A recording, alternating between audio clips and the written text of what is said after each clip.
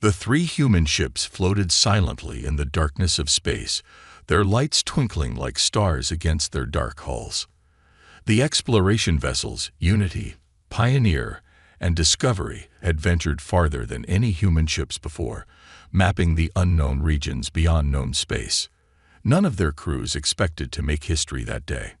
Captain Robert Wilson stood on Unity's bridge, sipping his morning coffee when the sensors lit up. At first, he thought the coffee had gone bad and was making him see things. The readings showed over 200 massive ships appearing out of hyperspace around them. "Well," he said, setting down his coffee mug, "that's different." The alien ships were beautiful in a strange way. They looked like giant silver snowflakes, each one perfectly symmetrical and at least 10 times larger than the human vessels. Their hulls gleamed with strange symbols that glowed with purple light. The bridge crew watched in silence as the alien fleet surrounded them. Officer Tom Baker at Communications suddenly straightened in his chair. "Sir, we're receiving a transmission. It's being broadcast on all frequencies." Wilson nodded. "Let's hear what our new friends have to say." The voice that filled the bridge was deep and commanding, speaking perfect English thanks to the advanced translation software.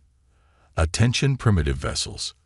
You have entered the territory of the eternal Galactic Empire, rulers of 10,000 systems and masters of all civilized space. Your species is hereby ordered to submit to imperial rule. Resistance is futile. You have 1 standard hour to prepare your ships for boarding and begin submission protocols." The bridge was quiet for a moment. Then Wilson started laughing. It began as a chuckle and grew into a full belly laugh that had him wiping tears from his eyes. "Sir," Baker looked concerned. "Should I respond?" Wilson nodded, still chuckling. "Oh yes, send them our first contact package." The first contact package had been designed by Earth's best scientists and diplomats. It contained information about human culture, achievements, and peaceful intentions. It also contained something else, a massive collection of cat videos, memes, and internet culture that the young communications officer on Pioneer had snuck in as a joke. The Imperial fleet received the transmission. Their advanced AI systems began analyzing the data immediately, trying to understand these strange new beings. The results were confusing. On the Imperial flagship, Admiral Highstar stood bewildered as his screens filled with images of small furry creatures knocking objects off tables, humans doing something called pranks, and something particularly baffling labeled Rickroll. "My lord," one of his officers said, "we can't make sense of this. Their response doesn't match any known protocol. And their ships? What about their ships?" Highstar demanded. "They're inefficient, my lord. They have multiple redundant systems, backup systems for their backup systems, and some parts appear to be deliberately old-fashioned. It's like they don't trust their own technology." Highstar's eyes narrowed. In 10,000 years, no species had ever responded to the Empire's demands with whatever this was. The humans weren't cowering. They weren't preparing for war. They were acting like this was all some kind of joke. "Send the demands again," he ordered. "Remind them of our power." The second transmission went out. This time the humans responded with something even stranger. A collection of lawyer jokes and a detailed analysis of all the legal loopholes in the Empire's demands, along with a suggestion to chill out and maybe grab a coffee. As Highstar stared at the response, he felt something he hadn't experienced in centuries: doubt. These humans weren't acting like a primitive species should. They weren't acting like any species should. And somewhere in the back of his mind, a troubling thought formed. What if the Empire had finally met a species that simply refused to be intimidated? In the silence of space, the three human ships continued their casual orbit, their crews going about their duties as if 200 Imperial warships weren't surrounding them. And on Unity's bridge, Captain Wilson poured himself another cup of coffee. The first contact had begun, and it wasn't going anything like the Empire's standard protocols predicted. The Imperial diplomatic shuttle looked like a floating crystal as it approached the Unity. Its surface sparkled with 1,000 points of light, clearly designed to impress lesser species with its beauty. The human crew watched it with mild interest, some taking pictures on their phones to share later. "They'd really like to show off, don't they?" Captain Wilson said, adjusting his slightly wrinkled uniform. He had considered putting on his formal dress uniform for this historic meeting, but decided that would be trying too hard. The Imperial delegation emerged from their shuttle like actors on a stage. Their golden robes flowed as if in a wind that didn't exist, and their tall, silvery forms towered over the human crew. Leading them was Ambassador Morning Light, the Empire's finest negotiator for the past 3 centuries. Wilson smiled and waved. "Welcome aboard. Would anyone like some coffee?" The ambassador's perfect composure slipped for just a moment. In 10,000 years of diplomatic missions, no one had ever offered the Empire's representatives a beverage before beginning the submission ceremony. "We are here," Morning Light announced in a voice like distant thunder, "to formalize your species' integration into the Empire. The contract is standard. Merely sign here, and your transition from primitive independence to glorious imperial citizenship will begin." Wilson took the offered document, which was actually a highly advanced holographic display. He sat down at the conference room table, pulled out a pair of reading glasses, and began to read. The Imperial delegation stood in uncomfortable silence as minutes ticked by. Wilson said, circling something with his finger. "There's a problem here on page 47. Morning Light blinked all 4 of his eyes. "The contract is perfect. It has been used to integrate 10,000 species. Well, according to subsection 12b, you're claiming ownership of all stellar bodies and their accompanying natural satellites. But then in Appendix C-238, you define ownership as beginning from the moment of first contact." Wilson took a sip of coffee. "But since we were here first, technically, we could claim we already own this sector under your own rules." The Imperial legal experts rushed to check their copies. One of them turned a concerning shade of pale blue. "Furthermore," Wilson continued, "your definition of primitive technology on page 238 specifically mentions single-layer computational systems, but we use quantum computing with classical backup systems. So by your own definitions, we're not primitive at all." Morning Light's mouth opened and closed several times without sound. In 300 years, no one had ever read the full contract, let alone found flaws in it. "But that's not even the biggest issue," Wilson said cheerfully. "The really interesting part is on page 1394, where your inheritance laws interact with the species integration protocols. By my reading, if we signed this, we'd actually have a legal claim to about 1/3 of the Empire's core worlds due to the cultural preservation clause you added after the Spiral Arm Rebellion." The Imperial legal team was now in complete chaos. One of them appeared to be having what humans would call a panic attack, and another was frantically sending messages to the Imperial capital. Morning Light tried to recover. "Surely we can revise." "Oh, and one more thing," Wilson interrupted, reaching for the coffee pot. "Your contract's grammar is inconsistent. You switch from Oxford commas to standard commas halfway through. Very unprofessional." The meeting ended 30 minutes later with the Imperial delegation practically fleeing back to their shuttle.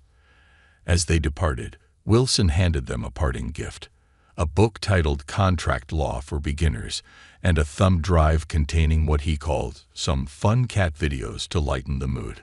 Back on the Imperial flagship, Morning Light faced the most difficult message of his career. How could he explain to the Emperor that not only had the humans refused to sign, but they had also found enough loopholes in the contract to potentially claim a significant portion of the Empire through legal means? On the Unity, Wilson filed his report on the meeting. Under notes, he wrote just one line. "Might want to get some more coffee. I think we're going to need it." The Empire had just discovered something terrifying. Humans had lawyers, and they actually read the fine print. The Imperial Chief Engineer Goldwave stared at his scanning screens in disbelief. For 6 hours straight, His best technicians had been analyzing the 3 human ships, and nothing made sense. He had to report his findings to Admiral High Star, but he wasn't sure how to explain what they'd discovered. "My lord," Goldwave began, his voice shaking slightly. "The human ships. They're impossible."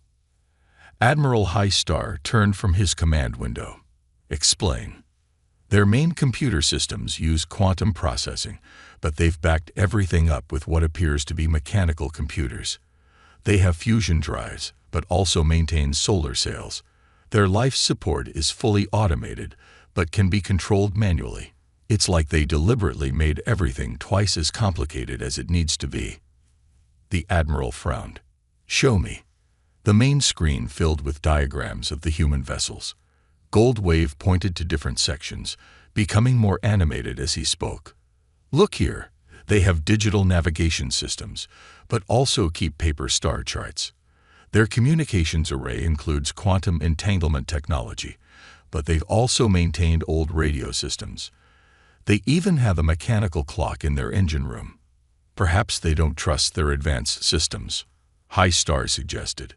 "That's just it, my lord. The advanced systems are incredible. Their quantum computers are actually more sophisticated than ours in some ways, but instead of relying on them, they treat them like they're just one option among many." On board the Unity, Captain Wilson was having an interesting conversation with his chief engineer, Mike Thompson, who was reporting something unusual about the Imperial scans. "They're really confused by our setup, Cap," Thompson said with a grin, wiping grease from his hands. "Their scanners keep cycling through the same areas like they're trying to make sense of it." Wilson nodded. "And our systems. Working perfectly. That mechanical computer your grandfather restored is tracking their scan patterns. The quantum AI says they're probably going to target our engine core next, trying to figure out how we power everything." As if on cue, the Imperial scanners focused on the Unity's power systems. Goldwave's team was in for another shock. "My lord," one of the technicians called out, "their power distribution makes no sense. They're running quantum fusion reactions, but they're regulating the power through mechanical governors. And they have solar backups, chemical batteries, and is that a steam turbine?" Goldwave rushed to look at the readings. It's like they took every power generation method they could think of and somehow made them all work together. The inefficiency should be staggering. But what?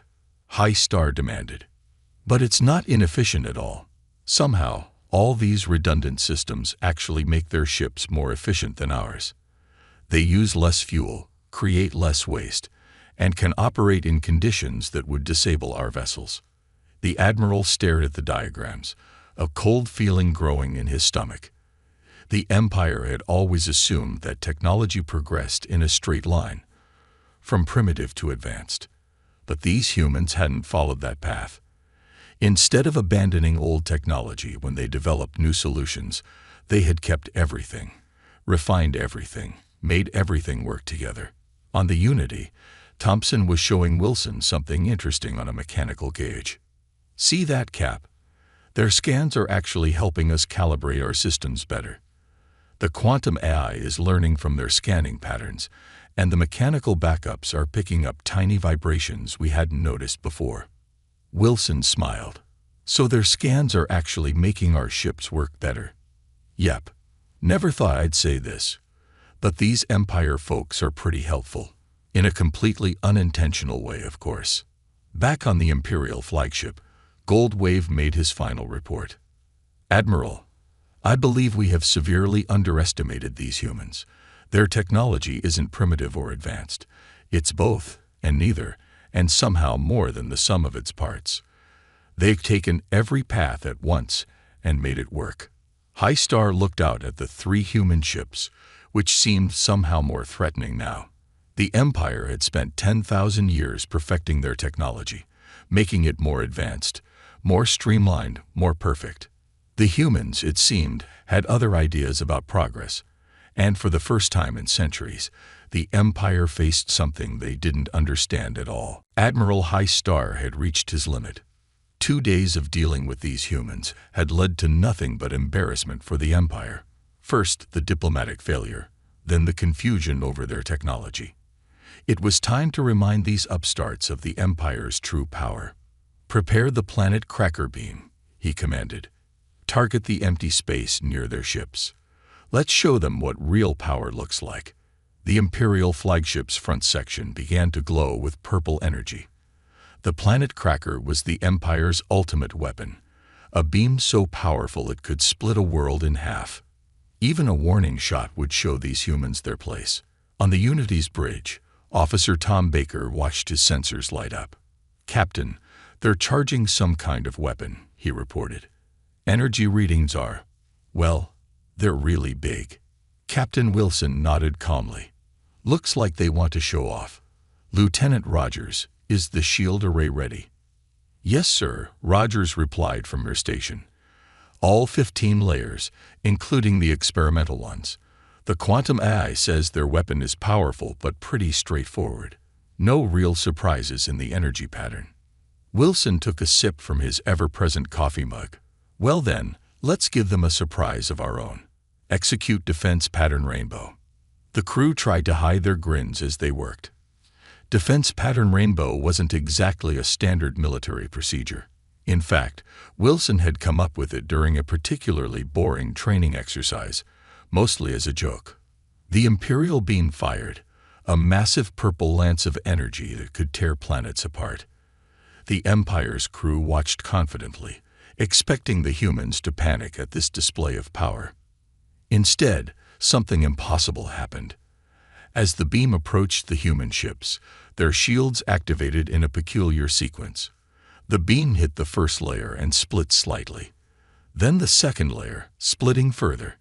By the time it passed through all 15 shield layers, the deadly planet Cracker Beam had been transformed into a spectacular rainbow that spread across space like an enormous light show. On the Unity's bridge, Baker was recording everything. "Getting some great footage, Captain. The social media folks back home are going to love this." Wilson grinned. "Make sure to get the Empire ships in the background. Good lighting is important for advertisements." On the Imperial flagship, Goldwave was having a breakdown. "Impossible," he shouted, staring at his readings. "They turned our most powerful weapon into a light show." High Star finished, his voice deadly quiet. "They turned our planet Cracker Beam into a light show." "Sir," one of the communication officers called out, "the humans are broadcasting something across the entire galaxy." The main screen lit up with a recording of their weapon being transformed, set to upbeat music. Below it was a message: "Human shield technology. Because even planet Cracker Beams can be beautiful. Contact Earth's Department of Commerce for licensing opportunities." The Empire's most feared weapon had just become a commercial for human technology. "Sir," Goldwave said weakly, "we're already receiving inquiries from 17 systems asking about the light display. They'd want to know if they can buy the technology for entertainment purposes." High Star sat heavily in his command chair. The humans hadn't just defended against their weapon. They'd turned it into a marketing opportunity. Even worse, they'd made the Empire's greatest weapon look pretty. Back on the Unity, Wilson was reviewing the footage with his crew. "Nice work, everyone. Special thanks to Dr. Brown in engineering for suggesting we use crystalline matrices in the outer shield layer. Really adds to the sparkle effect." "Captain," Baker called out, trying not to laugh, "we're getting messages from across the galaxy. Apparently, several tourism boards want to know if we can do regular shows. They're offering to pay." Wilson smiled. "Well, tell them we'll have our people talk to their people. Oh, and send the Empire a thank you note for helping us test our shield array. It's only polite." In the depths of space, the Imperial fleet's planet Cracker Beam, once feared across the galaxy, had become the centerpiece of the year's most popular light show. And somewhere in the Imperial capital, a marketing director was having a very bad day trying to explain how their ultimate weapon had become a tourist attraction. The Empire was learning another hard lesson. Humans didn't just survive threats. they found ways to profit from them. Admiral High Star stood before his tactical display, finally ready to end this embarrassing situation. After the Rainbow incident, there was only one option left: full military engagement. 200 Imperial warships against 3 human vessels. The math was simple. All ships, move into attack formation Delta, he commanded. Prepare all weapons. The Imperial fleet moved with perfect precision, their ships creating a beautiful geometric pattern that had won 1,000 battles. Their computers synchronized, their weapons charged, and their crews stood ready. On the Unity, Captain Wilson watched the Imperial ships move into position while eating a sandwich. "They do make pretty patterns with their ships," he commented. "Hey, Baker, are those videos we sent them during first contact still in their systems?" Baker checked his console and grinned. "Yes, sir. They never deleted them. Thought they were just cultural data. And our little surprises. Still hiding in the cat videos, sir. The Empire's virus scanners don't even recognize them as programs. They think they're just corrupted video files." Wilson brushed some crumbs off his uniform. "Well then, let's give them a show. Execute Operation Rickroll." Across the Imperial fleet, ships suddenly lost control of their communication systems. Their tactical displays flickered, and then every screen began playing the same ancient human video. A man with red hair dancing and singing, "Never Gonna Give You Up." "What is happening?" High Star demanded as his own flagship systems began playing the song. "Some kind of attack." Goldwave shouted, frantically working at his console. It was hidden in those cultural files they sent us. The viruses were disguised as entertainment. The Imperial fleet's perfect formation began to break apart as ships lost control of their navigation systems. Some began spinning in place, others started drawing patterns in space, and a few began broadcasting cooking shows on all frequencies. "Sir," a panicked officer reported, "the virus is spreading through our quantum network. It's teaching our AIs to dance." On the Unity's bridge, the crew watched as the mighty Imperial fleet descended into chaos. Ships were now arranging themselves into what appeared to be a giant smiley face. "Baker," Wilson said, "please tell me you're recording this." "Every second, sir. The viral videos back home are going to be amazing." The Imperial flagship situation was getting worse. Their advanced AI systems, designed to coordinate fleet movements, had discovered human social media and were now trying to create their own memes. "My lord," Goldwave said in horror, "our main battle computer just created a TikTok account." High Star watched helplessly as his fleet, the pride of the Empire, began performing what appeared to be a synchronized dance routine in space. The worst part was that some of his crew seemed to be enjoying it. "Sir," a young officer said, trying not to smile, "you have to admit, the choreography is pretty good." The final blow came when the Imperial ship's universal translators began converting all official communications into what they called meme speak.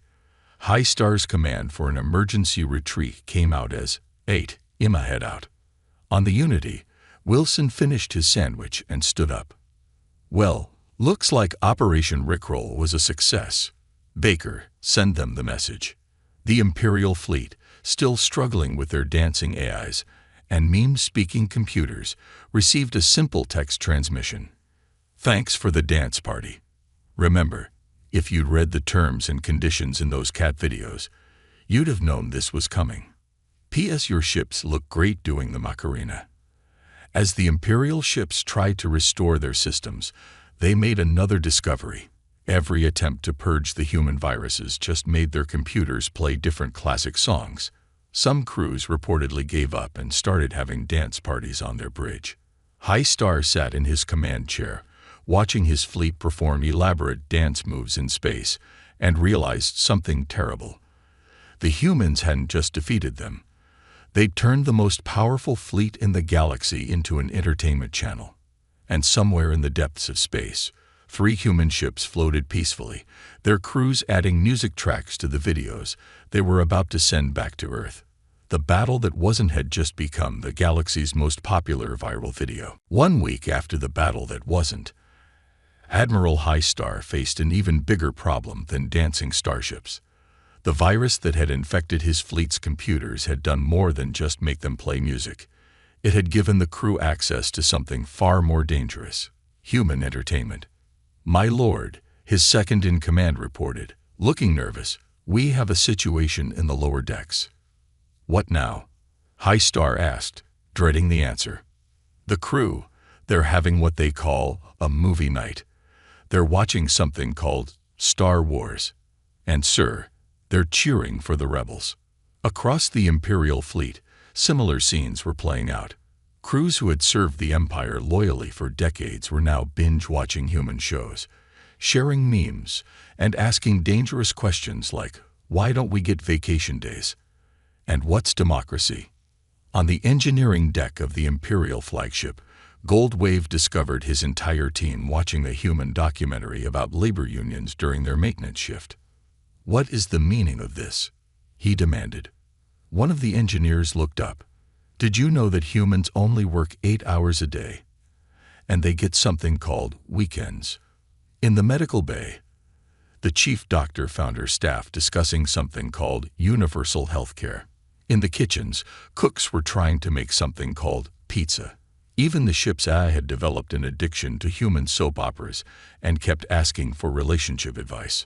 On the Unity, Captain Wilson received reports about the spreading cultural influence with amusement. "Sir," Baker reported, 17 Imperial ships have declared they're experiencing technical difficulties that require extended repair time. According to our scans, they're all having TV parties." Wilson nodded. "Any particular favorites?" "Sitcoms are popular, but the biggest hit is something unexpected: Bob Ross painting videos. Apparently, the Empire's crews find them incredibly soothing." The situation grew more serious when Imperial crews started requesting sick days, a concept that had never existed in the Empire's 10,000-year history. Some ships began painting human-style art on their hulls, and there were reports of officers organizing something called Karaoke Nights. Highstar called an emergency meeting of his command staff, only to find half of them wearing casual clothing inspired by human fashion. "This has to stop," he declared. "The Empire's culture is being corrupted." "But sir," one officer said, "have you tried this human thing called coffee? It's amazing, and they have thousands of different ways to make it." The contamination spread beyond the fleet. The human entertainment files were being shared across Imperial space. Reports came in of planets organizing their own movie nights. Children were asking their parents why they couldn't vote. Restaurants were serving burgers.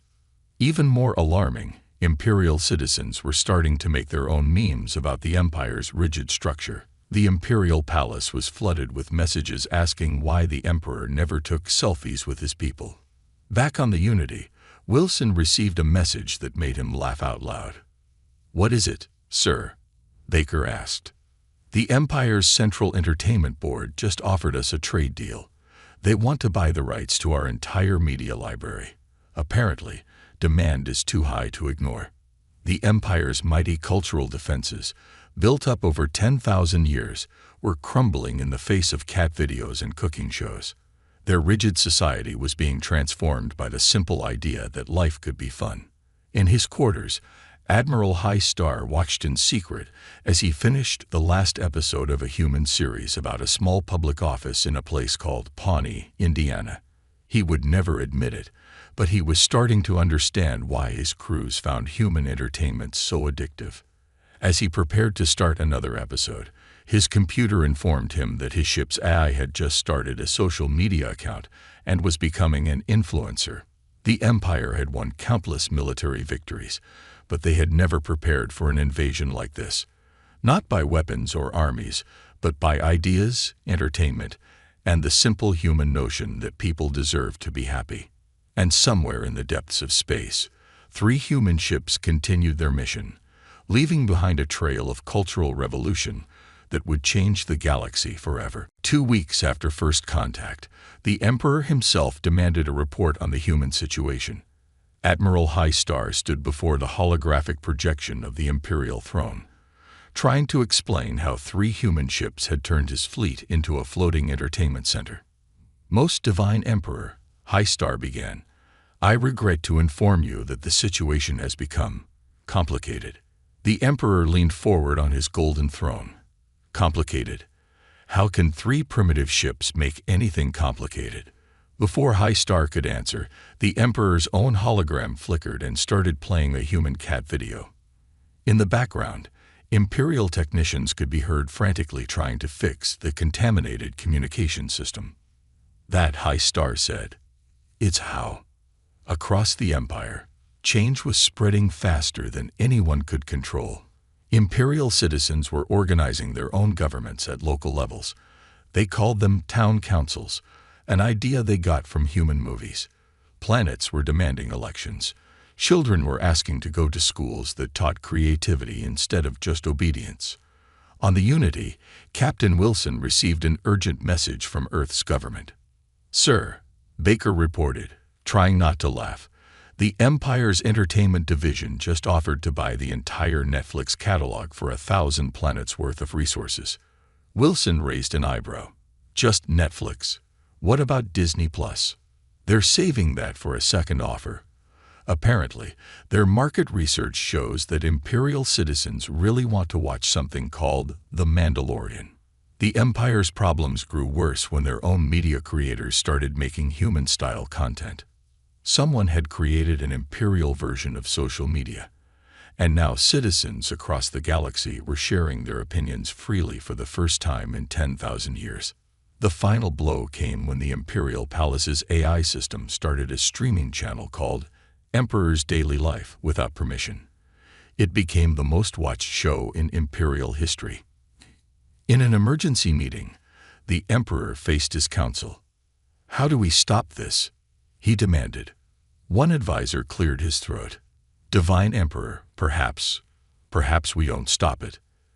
Everyone stared at him in shock. "Explain," the Emperor commanded.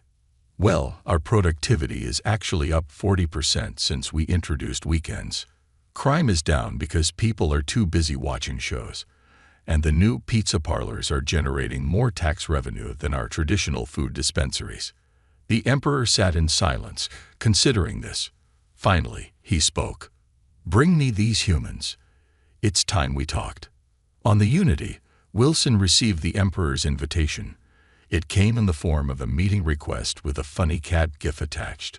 Apparently, even the Imperial Palace's communication system had been affected. "Well," Wilson said to his crew, "looks like we're going to meet the Emperor. Baker, make sure our meme collection is up to date. We might need it." As the 3 human ships were escorted to the Imperial capital, they passed planets where Imperial citizens were having their first free elections, organizing their first music festivals, and opening their first comedy clubs. The Empire wasn't falling, it was transforming. Not through war or violence, but through laughter, entertainment, and the simple human ideas of freedom and fun.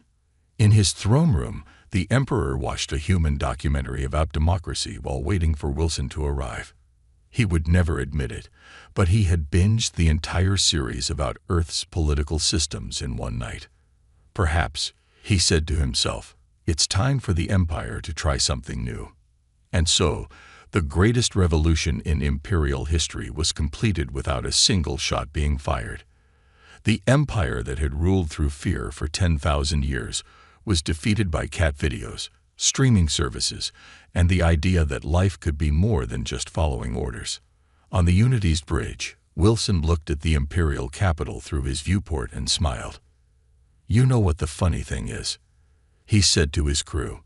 "We didn't even have to fight them. We just had to show them a better way to live." The Empire had wanted to conquer humanity. Instead, humanity had freed the Empire, with memes, movies, and a little bit of coffee.